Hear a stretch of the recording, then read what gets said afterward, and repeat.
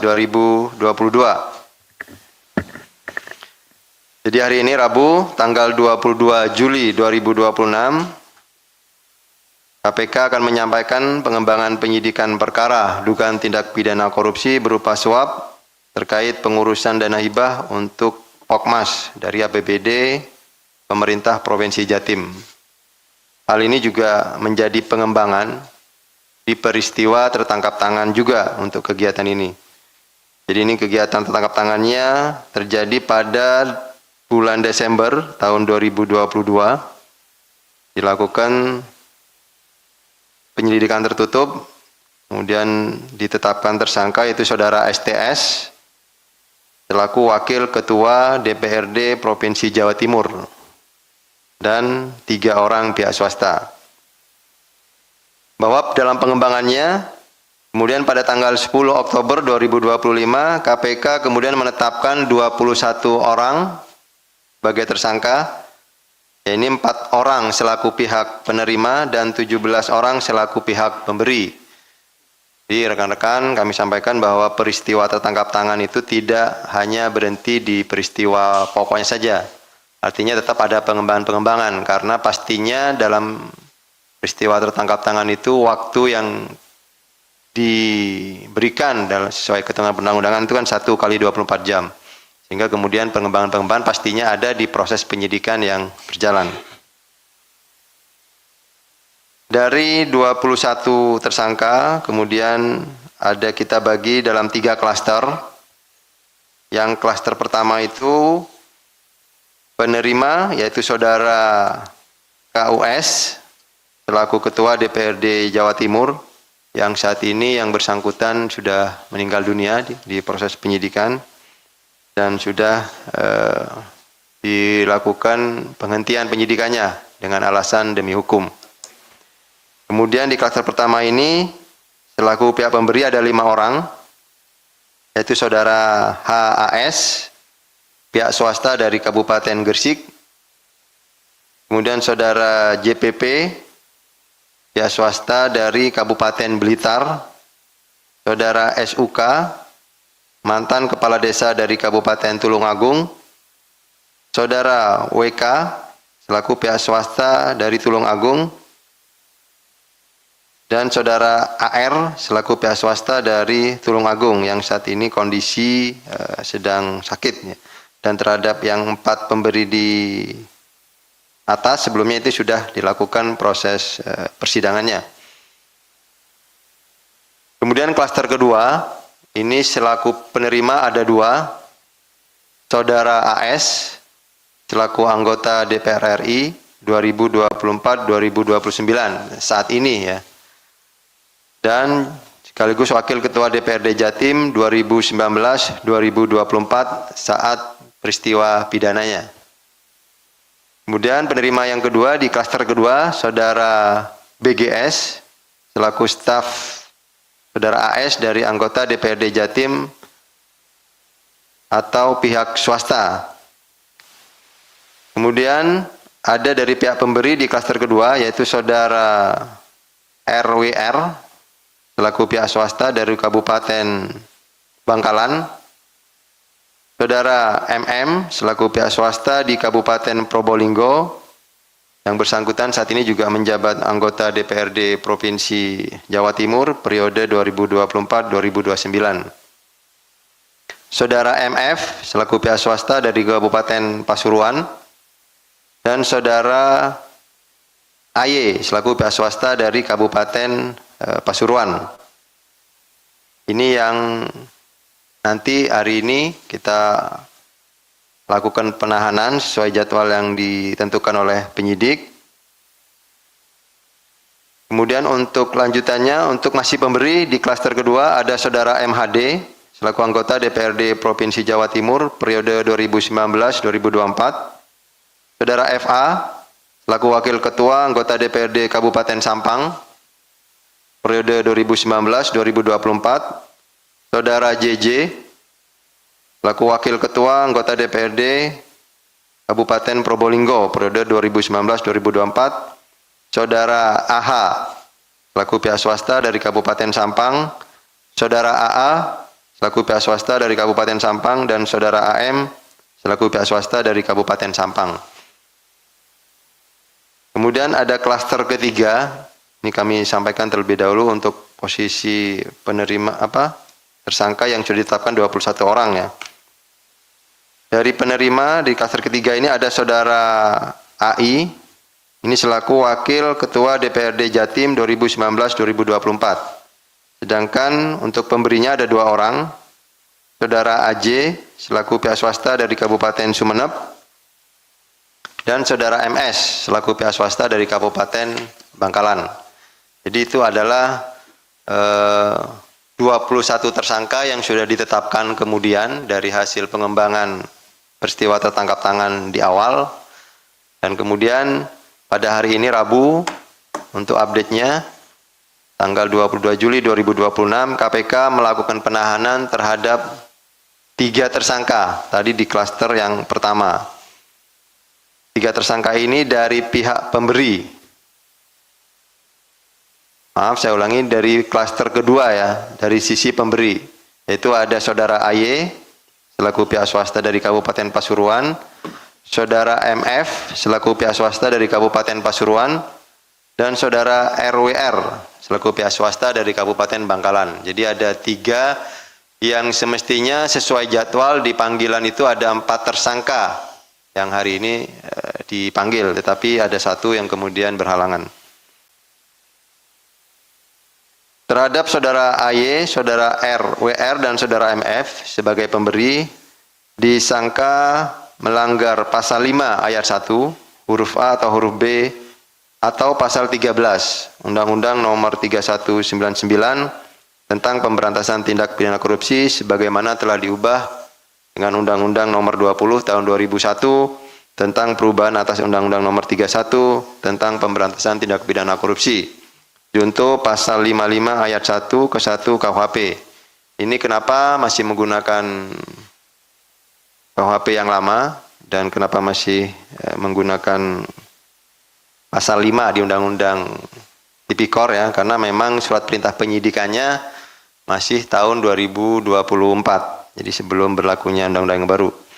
Terhadap ketiga tersangka tersebut dilakukan penahanan untuk 20 hari pertama terhitung sejak tanggal hari ini 22 Juli sampai dengan 10 Agustus 2026 di Rutan Cabang Gedung Merah Putih KPK. Jadi untuk yang 1 tersangka lagi yang sudah dijadwalkan untuk hadir sesuai dengan surat atau konfirmasi yang bersangkutan tidak dapat hadir dalam pemeriksaan karena ada kegiatan lain. Dan dalam waktu yang tidak terlalu lama kita akan menjadwalkan untuk pemanggilan yang bersangkutan.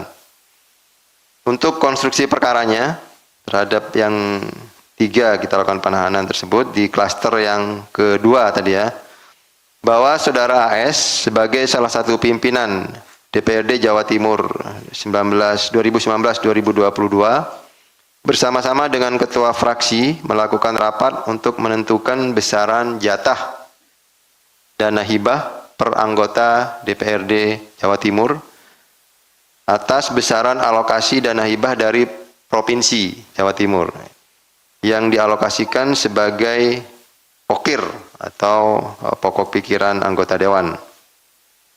Selanjutnya, staf sekretariat DPRD Jawa Timur melakukan rekapitulasi besaran alokasi masing-masing anggota DPRD dan menghimpun usulan masing-masing anggota. Atas pembagian tersebut, AS diduga mendapatkan jatah dana hibah mencapai total 291,5 miliar. Dengan rincian, ini dibuat per tahun, 2019 itu ada 48,9 miliar. Tahun 2020 sebesar 37,6 miliar. Tahun 2021 sebesar 121,3 miliar. Dan di tahun 2022 sebesar 83,7 miliar. Bahwa dari kegiatan kuota, pembagian kuota dana hibah Pemprov Jatim tersebut yang menjadi jatah HS dirinya mensyaratkan pemberian. Jadi ada semacam syarat ketika memang akan dialokasikan untuk daerah pemilihannya, itu komitmen fee sebesar 15% sampai 20% terhadap beberapa, tadi ada koordinator lapangan namanya, Korlap, atau anggota DPRD Jawa Timur yang meminta pergeseran alokasi antar anggota. Adapun terhadap pergeseran kota antar anggota dilakukan AS kepada rekannya, yaitu saudara MHD, selaku anggota DPRD Provinsi Jawa Timur. Bahwa Korlap yang bersedia memberikan komitmen fee akan membentuk kelompok masyarakat atau Pokmas, atau menggunakan lembaga tertentu dan membuat proposal permohonan dana hibah. Ini modus-modusnya. Bahwa kemudian proposal yang telah dibuat oleh Korlap disampaikan kepada anggota DPRD atau orang yang mewakilinya. Atas kesepakatan tersebut, para Korlap yang akan menerima dana hibah jatah dari AS selanjutnya menyerahkan komitmen fee sebesar 20 sampai dengan 25% melalui 3 cara, yaitu diserahkan langsung secara tunai kepada AS, diserahkan secara tunai atau transfer melalui tersangka BGS yang merupakan orang kepercayaan AS, atau diminta membayarkan keperluan pribadinya AS. Dari penyerahan permintaan atas komitmen fee tersebut, AS menerima fee sebesar 20%, sementara BG mendapatkan jatah 5%. Jadi dibagi 2. Bahwa dari total penerimaan dana hibah yang telah dicairkan pada setiap kelompok masyarakat sebesar 20 atau sampai dengan 30% itu kemudian disunat, dipotong oleh para Korlap, hingga dana hibah yang betul-betul digunakan untuk program masyarakat itu hanya sekitar 55% atau sampai 70% dari anggaran yang awal sudah dialokasikan. Kemudian atas jatah dana hibah yang didapat AS tersebut, tersangka AY, RWR, dan MF melakukan pengkondisian untuk mendapatkan porsi bagi daerahnya, sehingga AS melalui BGS diduga menerima ijon, diterima di awal. Kurang-kurangnya untuk jumlahnya itu sebesar 6,9 miliar dari ketiga tersangka yang hari ini dilakukan penahanan, yaitu dari saudara AY itu memberikan uang sejumlah 1,87 miliar untuk mendapatkan dana hibah yang akan didapatkan yaitu sebesar 14,8 miliar. Kemudian dari saudara RWR itu memberikan uang sejumlah 1,42 miliar untuk mendapatkan dana hibah sebesar 28,9 miliar. Dan saudara MF memberikan uang sejumlah 3,61 miliar untuk mendapatkan dana hibah sebesar 24 miliar. Dalam perkara ini KPK juga telah melakukan penyitaan terhadap aset-aset milik AS dan BGS dengan total kurang lebih senilai 22 miliar. Jadi tim sudah melakukan upaya-upaya aset recovery, yaitu meliputi satu bidang tanah di Kecamatan Jambangan, Surabaya, itu nilainya sebesar 4,5 miliar. Ada 2 unit ruko di kota Surabaya dengan total senilai 3 miliar. Kemudian 1 unit rumah di Kecamatan Jambangan juga, Surabaya, senilai 4 miliar. Lalu ada 1 unit apartemen di kota Malang, senilai 1 miliar. Berikutnya 1 unit GOR di Kabupaten Probolinggo senilai 3 miliar. 1 unit SPBE di Kabupaten Banyuwangi senilai 2 miliar. Kemudian ada 3 unit rumah, ini masing-masing lokasinya di Sidotopo, Surabaya, Mojokerto, dan Pasuruan. Selanjutnya KPK masih akan terus melakukan pendalaman aliran-aliran uang yang tadi ditemukan sesuai fakta di proses penyidikan, termasuk penelusuran aset apabila memang masih ditemukan dari para tersangka yang sudah ditetapkan, yang pastinya diduga atau hasil dari tindak pidana korupsi yang dilakukan oleh para tersangka. Jadi penanganan perkara ini cukup kompleks karena memang dari temuan awal peristiwa tertangkap tangan dan melibatkan banyak pelaku dari berbagai daerah di Jawa Timur. Sehingga mungkin rekan-rekan bertanya-tanya kenapa waktunya lama dari proses tertangkap tangan, kemudian ada juga kendala-kendala tim yang menangani pun juga kemudian ada peristiwa tertangkap tangan kasus lain. Jadi ada prioritas-prioritas yang memang mesti semuanya dilakukan. Jadi ini hampir di seluruh wilayah Jawa Timur menerima atau mengelola dana hibah pokir, sehingga penyidik perlu melakukan pendalaman mekanisme pengelolaan dana hibah di sejumlah kota, karena agak bervariasi ya di kota-kota tertentu yang ada di wilayah Jawa Timur. Secara paralel KPK juga aktif melakukan pendampingan kepada pemerintahan, yaitu kabupaten, kota hingga provinsi, melalui fungsi Korsub, dalam lingkup pencegahan pasca penindakan untuk melakukan pembenahan dalam proses perencanaan dan penganggaran.